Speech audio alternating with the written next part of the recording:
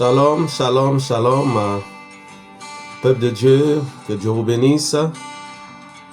Nous sommes à notre moment intitulé 10 minutes en sa présence, mais avant, dégustons spirituellement ce merveilleux cantique de notre chantre national international, Amon Constance Amand,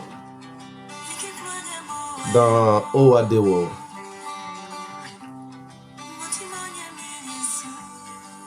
Ce matin, si le temps te semble lourd, laisse-toi emporter par ce cantique. Laisse-toi envelopper, émailloter par ces chansons spirituelles et qui font du bien à l'âme.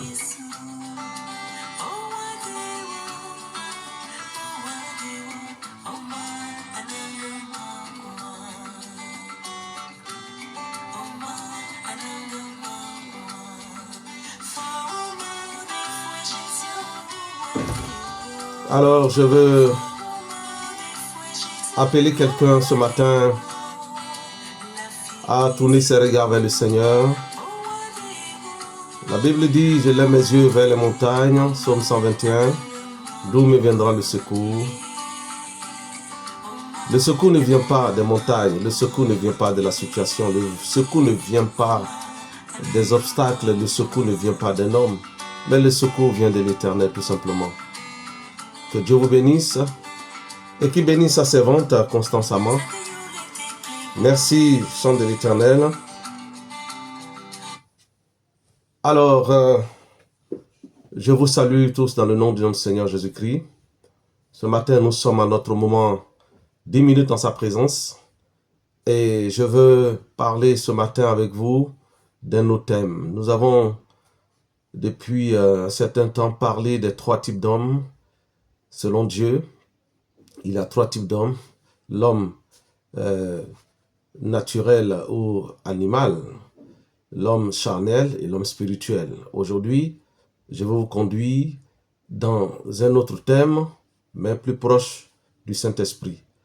Alors ce matin, je veux parler du baptême dans le Saint-Esprit, une expérience consécutive au salut. Alors, nous allons voir cela dans Actes des Apôtres, le chapitre 8, le verset 12 à 19. Et je vous invite à prendre votre Bible.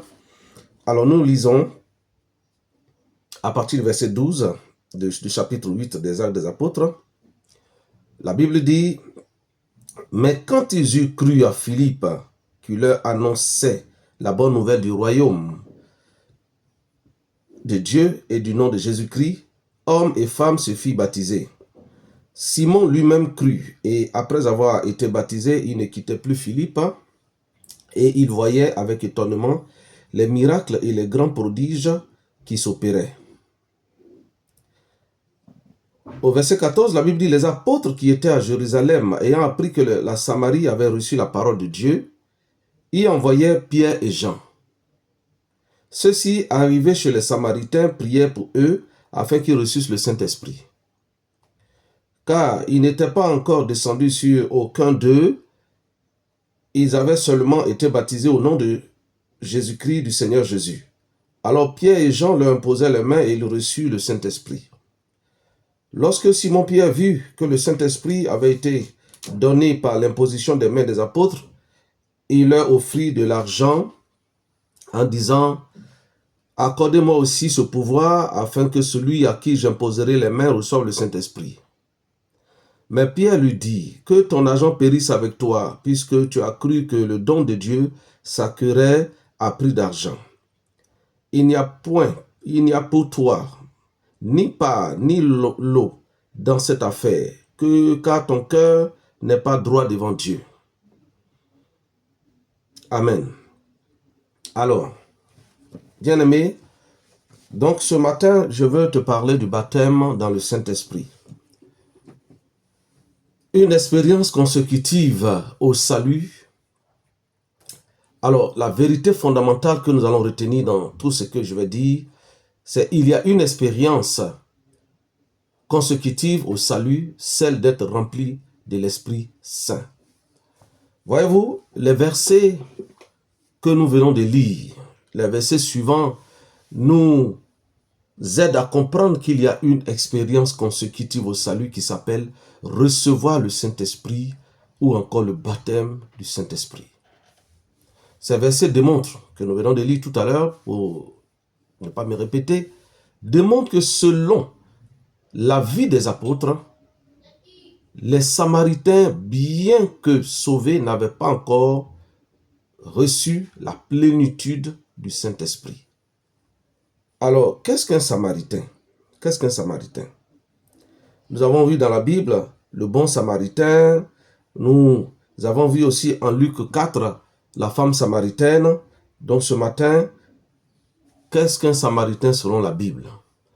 Je veux m'attarder sur le Samaritain pour que vous compreniez mieux ce que je suis en train de dire à travers l'étude sur le baptême du Saint-Esprit, qui est une expérience consécutive au salut. Alors, dans la Bible, un Samaritain désigne avant tout un habitant de la Samarie. Évidemment, une région située au nord du royaume de Juda, après la division du royaume d'Israël. Alors, les Samaritains étaient considérés comme des hérétiques par les Juifs de Judée en raison de leur culte différent et de l'interprétation divergente de la loi. Cependant, le thème samaritain prend aussi une dimension plus large dans les évangiles, notamment avec la parabole du bon samaritain que je viens de dire tout à l'heure, et aussi qui met en lumière un homme de Samarie faisant preuve d'une grande compassion envers un étranger blessé. Voici plus de détails. Origine géographique et historique. Les Samaritains sont issus des habitants de la région de Samarie après la division du royaume d'Israël en deux royaumes, c'est-à-dire Israël en deux royaumes, Israël au nord et le royaume de Juda au sud. Les rois d'Assyrie ont transplanté d'autres populations dans cette région après la chute du royaume du nord, ce qui a contribué à la formation du peuple de Samarie. Donc la différence religieuse vient du fait que les Samaritains avaient leur propre Pentateuque, les 5 premiers livres de la Bible, c'est-à-dire Genèse, Exode, Lévitique, Nombre et Deutéronome. Ils avaient leur propre livre, ils avaient leur propre Pentateuque, c'est-à-dire les 5 livres de la Bible. Ils avaient un lieu de culte différent, le mont Garizim, contrairement aux Juifs qui vénéraient à Jérusalem. Ils ne connaissaient pas les autres prophètes ni les écrits postérieurs au Pentateuque. Relations avec les Juifs. Les relations entre les Juifs et les Samaritains étaient souvent tendues, voire hostiles en raison de leurs différences religieuses et leur origine géographique. Les Juifs considéraient les Samaritains comme des hérétiques et évitaient tout contact avec eux. Voyez-vous, quand en Jean 4, quand Jésus est arrivé à Sichar, dans cette petite ville de la Samarie, et qu'il était au bord du puits, et qu'il a demandé à boire de l'eau à cette Samaritaine, vous constatez qu'il y a eu un débat, il y a eu une causerie qui n'avait rien à voir et qui avait trait à un peu de xénophobie. Vous voyez, Jésus demande de l'eau à boire. La Samaritaine dit, mais toi tu es juif, pourquoi tu me demandes de l'eau à boire? Jésus n'est pas xénophobe. Jésus est au-dessus de toute considération ethnique, régionale. Jésus est au-dessus de tout ça. Jésus n'est pas un politicien. Jésus est Dieu. Il dit, donne-moi de l'eau à boire. Elle n'a pas compris cette demande. Il lui a dit, si tu savais le don de Dieu et que tu savais celui qui te demandait cette eau, tu leur aurais donné cette eau très rapidement.